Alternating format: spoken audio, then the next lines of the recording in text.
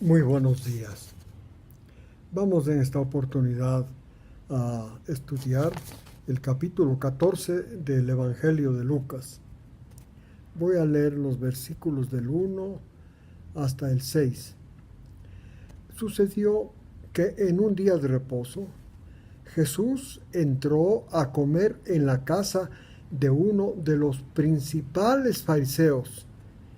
Allí estaban los otros fariseos observándolo insidiosamente. También habían traído, versículo 2, un hombre hidrópico. Estaba hinchado, estaba enfermo. Y empezó Jesús a hablar a los intérpretes de la ley que estaban también invitados en ese almuerzo, y por supuesto a los fariseos. Y les dijo: ¿es lícito sanar?, les preguntó, en el día de reposo. Pero ellos se abstuvieron de hablar. Entonces Jesús agarró al hombre enfermo y lo curó y lo dejó ir. Y entonces les contestó y les dijo: ¿quién de ustedes, si se le cae un hijo o un buey en un hoyo en un día de reposo, no lo saca inmediatamente? No podían responder lo que Jesús dijo. En esta fiesta a la que Jesús fue invitado, habían traído a propósito a este hombre enfermo, con el fin de ver qué es lo que Jesús hacía. Ellos estaban convencidos, y es así, de acuerdo a la ley.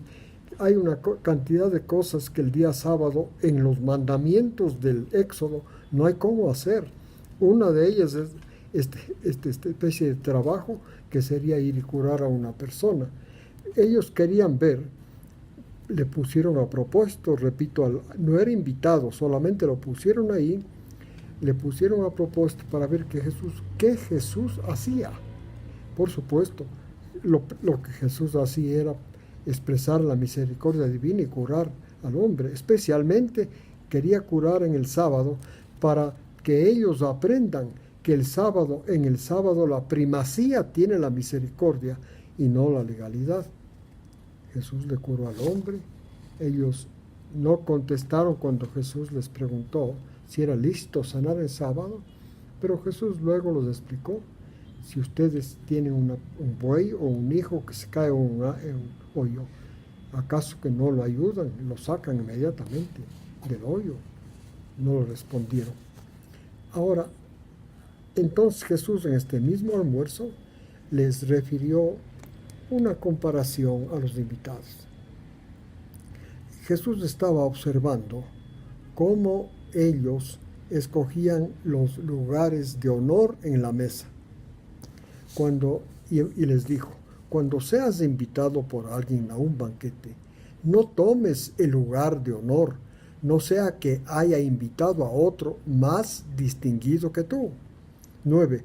Y viniendo el que te invitó a ti y a él te diga: dale tu lugar a ese, y entonces tú, avergonzado, tendrás que irte al último lugar. Más bien, cuando seas invitado, ve y siéntate en el último lugar, para que cuando llegue el que te invitó te diga: amigo, ven más adelante. Entonces serás honrado delante de los que estén a la mesa contigo. Porque todo el que se engrandece será humillado, y el que se humille será engrandecido. En otras palabras, Jesús está buscando que sus seguidores, en todo momento, en toda actividad de su vida, como en este caso una invitación, no se llenen de orgullo, sino más bien se humillen. El versículos 12 al 14. Jesús dijo también al que lo había invitado ahora: cuando ofrezcas una comida o una cena, no llames a tus amigos, ni a tus hermanos, ni a parientes, ni a vecinos, no sea que ellos a su vez te conviden y ya tienes ahí tu recompensa. Antes bien, versículo 13, cuando ofrezcas un banquete, llama a los pobres, a los mancos, cojos, ciegos. 14, y serás feliz, ya que ellos no podrán recompensarte, pero esto te será recompensado en la resurrección de los justos. En otras palabras, Jesús dice que si uno busca a una persona importante para invitarle, si es que esa persona en agradecimiento también le invita a él, esa es la recompensa que tiene la persona que invita. Pero si es que invita a personas que no pueden ser recíprocas con él, esto es que no pueden volver a invitarlo, dice Jesús que entonces esa persona tendrá recompensa en la resurrección de los justos. Entonces el Señor está enseñando en esa cena que le invitaron que hay recompensa al que invita, sea ese momento, en ese tiempo, ahora o en la resurrección de los justos. Depende a quién invite. Si invita a los que pueden invitarlo, cuando lo inviten a él, ahí está su recompensa. Pero si invita a los que no pueden invitarlo, en la resurrección de los justos será su recompensa. Ahora vamos a leer versículos 15 hasta el 24. Cuando uno de los que estaba sentado a la mesa, sigue en el banquete, oyó esto, le dijo: bienaventurado todo el que coma pan en el reino de Dios. Pero Jesús le dijo: escucha, cierto hombre dio una gran cena e invitó a muchos.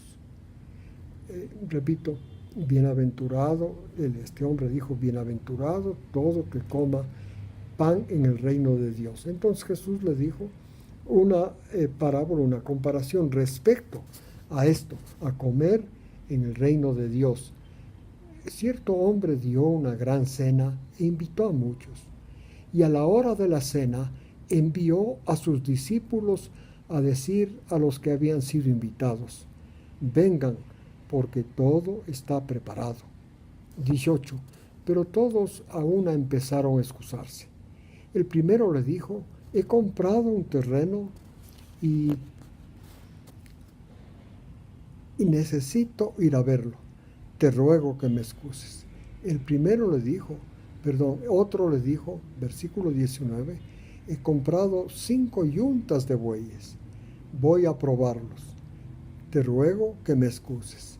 También otro le dijo: me he casado y no puedo ir. El versículo 21 dice: cuando el siervo regresó, informó al Señor de todas estas respuestas de los invitados. Y entonces el dueño de la fiesta se enojó y dijo al siervo: sal enseguida por las calles y callejones de la ciudad y trae a pobres, mancos, ciegos y cojos. Y el siervo fue y hizo así, y dijo: Señor, se ha hecho lo que tú ordenaste, pero todavía hay espacio en la cena. 23. Entonces el Señor dijo a su siervo: sal a los caminos, sal afuera al campo, a los caminos, a los cercados, y oblígalos a entrar, para que se llene mi casa, para que mi cena se llene. Porque les digo que ninguno de aquellos hombres que fueron invitados probará mi cena. En otras palabras, Jesús, ante esta observación de ese hombre que le dijo: bienaventurado el que coma pan en el reino de Dios, Jesús le está diciendo que la mayor parte de invitados, que realmente eran del pueblo judío, la boda, esta cena era el sacrificio de Jesús, fueron invitados, pero al contrario de asistir, todos simbólicamente se excusaron, no dieron importancia.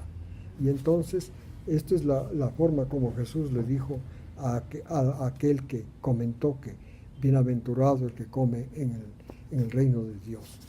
Ahora, en otras palabras, la mayor parte de personas invitadas a la cena de Dios se excusan, no tienen interés en otras cosas de este mundo. Versículos 25. Grandes multitudes acompañaban a Jesús.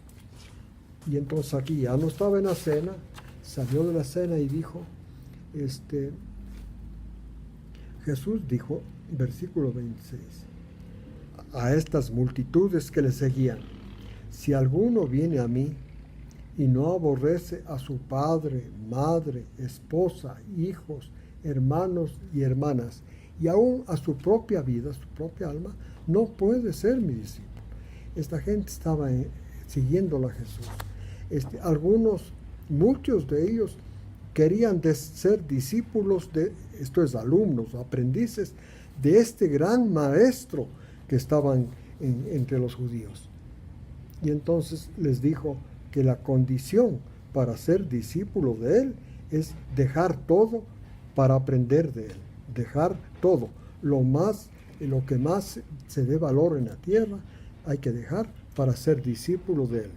Y entonces dijo, porque ¿quién de ustedes, deseando edificar una torre, no se sienta primero y calcula el costo para ver si tiene lo suficiente para terminarlo? No sea que cuando haya echado los cimientos, se dé cuenta que no tiene suficiente dinero para terminar, y todos, al ver que no pudo terminar, comiencen a burlarse de él. 30, diciendo, este hombre comenzó a edificar y no puede terminar. ¿O qué rey, cuando sale al encuentro de otro rey para la batalla, no se sienta primero y delibera con sus hombres, su estado mayor, para ver si es que es suficientemente fuerte su ejército para enfrentar al que viene contra él con 20,000 hombres? 32. Y si no, cuando el otro está todavía lejos, o sea, piensa este rey y no se da cuenta que no ha tenido fuerza suficiente para enfrentar a un ejército de 20,000 hombres, envía una delegación y pide condiciones para la paz. 33. Así pues, cualquiera de ustedes que no renuncie a todo lo que es valioso, no puede ser mi discípulo. Ahora, es importante también entender esto que Jesús añadió. Por lo tanto, o sea, en consecuencia de lo que acababa de decir, que hay que renunciar a todo para ser aprendiz de Jesús. Esto no solamente fue en época que estuvo Jesús en la tierra, es ahora también. Todos aquellos que vienen al Evangelio quieren aprender del Evangelio, las enseñanzas de Jesús. Lo primero que tienen que hacer es renunciar a todo.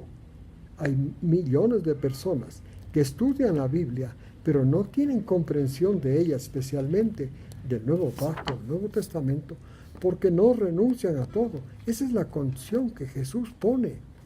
El Maestro pone esta condición, prácticamente es una de las pocas condiciones. Ahora va a añadir otra. Por lo tanto, dice, buena es la sal, pero si aún la sal ha perdido su sabor, ¿con qué será sazonada? La sal. 35. No es útil ni para la tierra ni para el montón de abono, sino la arrojan afuera. El que tenga oídos, oiga. Entonces, la sal, si ustedes ven, dice que hay que añadir a esta actividad de seguir a Jesús, como discípulo de él. Dice hay que añadir la sal a esto de seguir a Jesús como discípulos. ¿Y la sal para qué sirve? Sirve para sazonar, por supuesto, para dar sabor, para preservar, para hidratar. La sal sirve también para añadir al abono. Y entonces, pero si la sal pierde el sabor, algo que es imposible a propósito, la sal siempre es cloruro de sodio y siempre tiene ese sabor. Pero de todas maneras, Jesús está usando la figura de la sal para ilustrar la humildad. La humildad sazona, da sabor a toda actividad de la vida ante los demás. Es muy difícil tolerar a un hombre arrogante y orgulloso, pero más bien es como bienvenido una persona que es humilde, que no es arrogante, que tiene un concepto pequeño de él mismo, no se cree mejor a los demás. Y entonces, lo que Jesús dice, que hay que renunciar a todo, especialmente al orgullo y a la arrogancia, para que la vida, la influencia de un discípulo sea de beneficio, sea de fruto, Y entonces Jesús da mucha importancia a la humildad. A propósito, para que un discípulo, uno que usted sea aprendiz de Jesús, tenga la humildad, es necesario recordar lo que Jesús dijo en Mateo 11. Venid a mí los cansados y cargados, que yo os haré descansar. Tomen mi yugo y aprendan de mí, que soy manso y humilde. Jesús es el ejemplo único de la humildad.